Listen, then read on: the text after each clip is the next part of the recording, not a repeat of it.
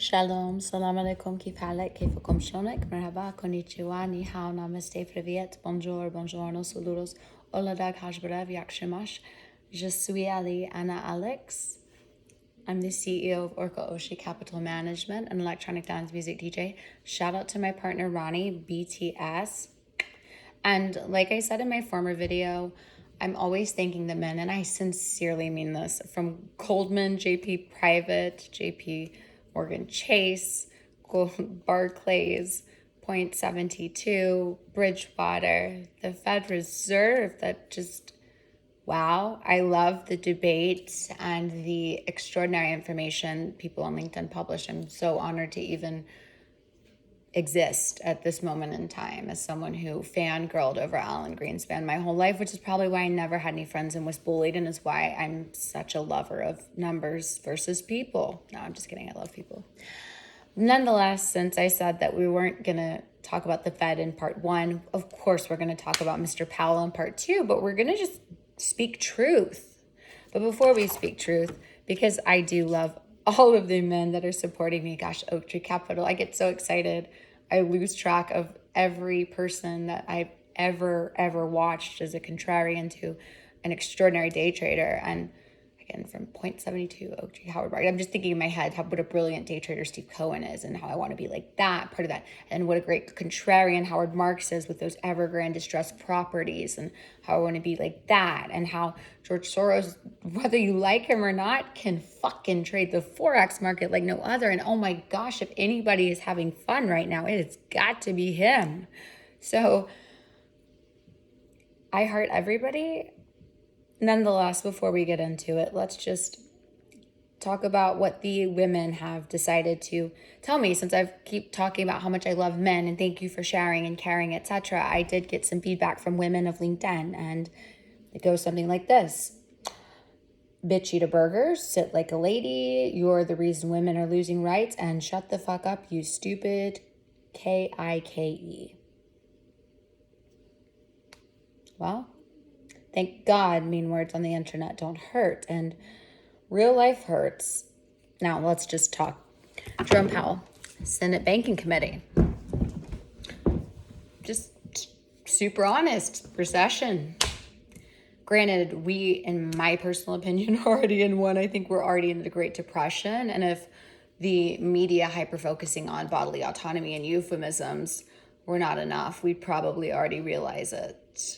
Many of us already do, and I love the men who are encouraging and whatnot. But let's just go a little deeper. Senate Banking Committee, Jerome Powell testified. He looked scared. I felt bad for him, actually, because when you're running a big entity, the one thing you need to know how to do is calm people down. You don't ever want to freak people out, which is why now I understand why Jamie Dimon a couple weeks ago was a little bit nuancing with words, and now JP Morgan analysts are coming out 85% chance of a recession.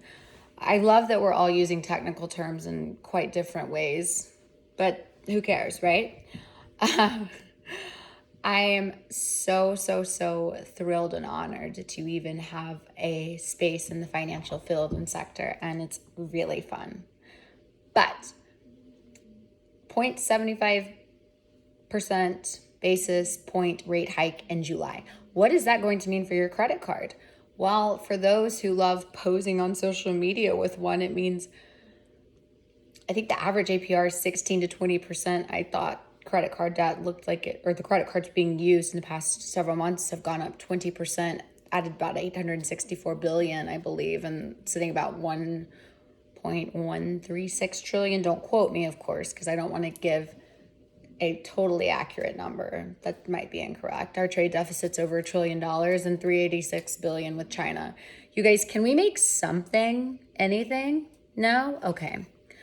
And what happened to the gas prices going down? I thought corn was supposed to do that, even though we know that corn in that 85 they wanted to do something with, in a food shortage and drought. Again, nobody can tell me how China knew to prepare for a food shortage and drought by December 2021. Perhaps read the de-dollarization project of 2014, and then the renewal in 2017, and the execution in 2018, and just how damn well curated they are. I will say this, I have talked about the Middle East as a microeconomic place to thrive. And I see where Israel, Saudi Arabia, which has the Trans-Arabian pipeline anyway. So fun fact, people, and because they told me to sit like a lady, I'm going to sit as manly as possible. But Trans-Arabian pipeline, let's talk. Runs through Lebanon, Israel, Saudi Arabia, Iraq. Shortest transport of oil. How great. We're going to, I guess it's kind of a mean girl strategy. And by mean girls, it's like, okay, well, if we don't get along, even though we do, and we've had to always get along, because Aramco is arguably the most important, influential oil company in the world. Russia sure has the largest, but Aramco is the most influential. Crown Prince Mohammed bin Salman's just vision, the SoftBank vision fund for the Middle East of the $200 billion from Massa. I wonder what's going on right now. I know his son took about a $30 billion loss, but I really believe in SoftBank and knowing that part of them are Bank of Japan. And just the way that he has it set up is such an extraordinary way of investing. I would love to meet him. So if you work for SoftBank, please do it for me.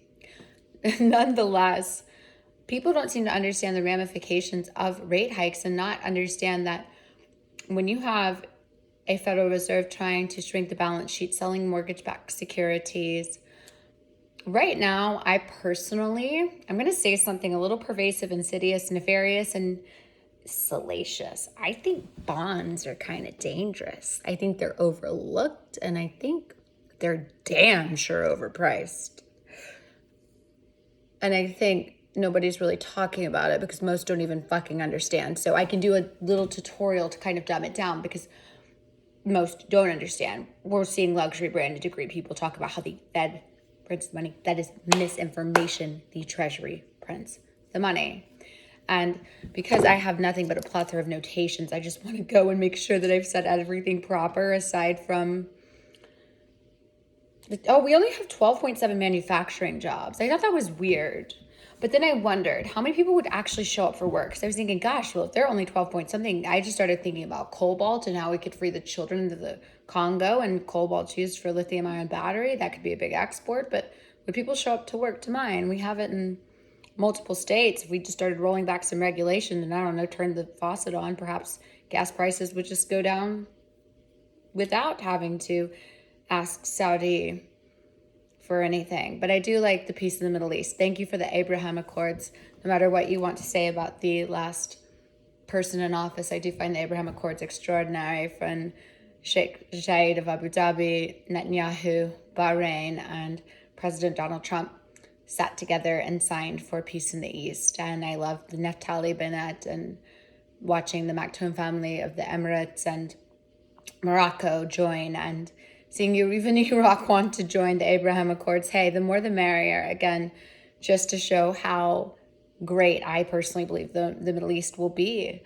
Back to Brics. One thing about Brics that I thought was very interesting, which is Brazil, Russia, India, China, South Africa, and with Argentina and Iran wanting to join. That kind of threw me off, but these are emerging markets, and with emerging markets and better technology to trade with emerging markets and diversification of currencies, because nobody wants to use the dollar and get sanctioned, it's going to give a lot of opportunities. So let's see if I missed something. Gas is $5 a gallon, if I'm reading that right. I'm not even sure if I'm reading this right or not, because when the mortgage rates and the gallon of gas are delineated, something's off. Okay, yeah, looked like I read that right. Okay. Oh, this was a good one. Serious mortgage delinquencies are up 55%. What a fucking shocker. Goes back to what I'm saying. Freddie and Fannie are the biggest loaners of 60% of the loans. If you even have good credit, 6% your best bet right now. If your average income's $35,000 and you're putting $12,000 down on a $400,000 house, do you really think you'll make your mortgage? And dear Federal Reserve, please come up with something creative. You guys are extraordinarily creative, brilliant-minded people. This is why you work so well. And Americans, why don't you stop talking such bad things about them? Because let's be real, whether you agree or disagree with monetary policy, remember fiscal policies, Congress, monetary policies, the Fed, they are keeping America running. I don't know. I mean, I know America's supposed to run on Duncan, but let's be real. The only reason the banks, etc., are running as smoothly as they are even from cyber attacks, is because of the people working at the Fed Reserve from DC and to the other banks, because there is more than just a bank in DC. To the women who called me the K word and called me part of the, we're not even going to go there, because again, I just wanted to extrapolate a little bit of that, since I said I never had comments from women, and then, oh, did I get a inbox full, and none of them had anything to do with finance, logic, and or reasoning whatsoever. So I think I nailed it. Yeah, S&P's 21% down year to date. I do love to take notations for you all. I will see this, and I think I might have missed it, or maybe I didn't, but silver and gold are looking pretty good to me. I know King Solomon allegedly crashed the silver market, but it's God's money. And what I like about silver is it's liquidatable and is used for different things. And Warren Buffett, I know, was able to make $1 million and get a loan back in, I want to say, the 90s. He's a smart guy. He knows what he's doing. And I believe Mr. Jamie Dimon stocks the vaults of JP Morgan with silver, which is why it confused me, because I look at the stress test the Feds, and maybe when I actually read in detail, because I didn't know why they would need more capital when they arguably have one of the largest silver and precious metal stockpiles. Talking about precious metals, Russia, gold to Switzerland, okay. Interesting. France doesn't want to fuck with Russia's gold, and they want G7 oil. Mr. Macron, as wonderful as your banking skills are, foreign policy, not so much. Nonetheless, j'adore les gens en France, un indépendant fils de Saint-Esprit pour moi, and les gens dans Amérique.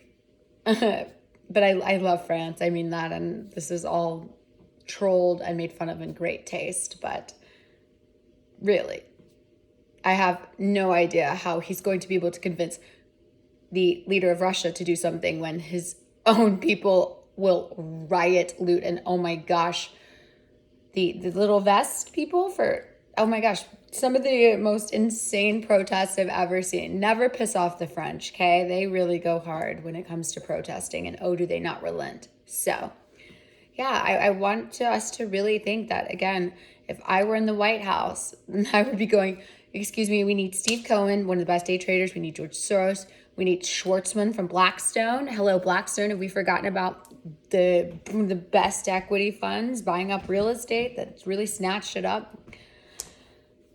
Yeah, him, Larry Fink, BlackRock. Yes, BlackRock. Remember BlackRock? We do have some of the most extraordinary private equity fund managers in the entire world in America. Ray Dalio, Bridgewater, granted, him and I don't know if we could see eye to eye with his Chinese capitalism approach, because that would just be called communism. I heard in an interview on Bloomberg him say that, and I thought, hey, that's kind of clever. I caught you.